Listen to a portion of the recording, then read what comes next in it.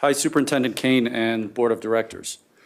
After all the turmoil this year, I was recently encouraged to see our board come together to get the MLO bond on the ballot for this November's election. It's long overdue, to say the least. However, last week when I learned of Director Ray's proposal to make board motions pass on a 2/3 majority, I realized that the honeymoon was over. Before I go into the merits, let me go back a short time in history for some reminders. In November of 2020, our kids went remote under David Ray's board, supposedly for 2 weeks.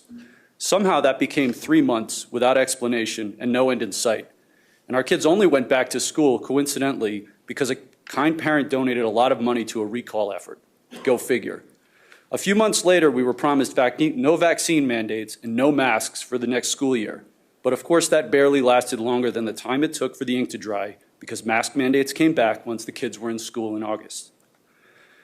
Then after we finally got our own health department, this board sued them to keep the masks on despite overwhelming support for dropping the mandates.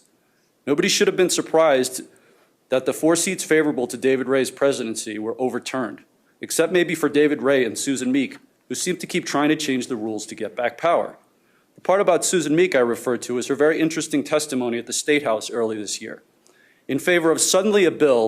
suddenly in favor of a bill that limits school board candidate contributions, which did in fact pass.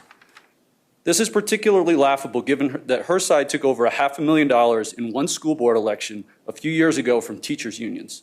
But I guess it's okay to have deep pockets as long as it comes from the right side. Now here we go with David Ray, who somehow thinks the highly educated voters of Douglas County are somehow going to buy his argument that despite his agenda clearly losing the last election, we should do things his way and give him ultimate veto power over anything the Kids Majority First board wants to do. Of course, let us not forget that his board failed to get the long-awaited MLO bond measure on the ballot over several years of holding a majority. Maybe he should graciously get out of the way and stop creating distractions and making things always about him. He may think the voters of Douglas County aren't very bright or educated, but judging from the last election, he seems to be repeating this mistake. To the majority board, the motion to give David Ray back his power and therefore give up what many of us fought very hard for in getting you elected deserves nothing but laughter and derision.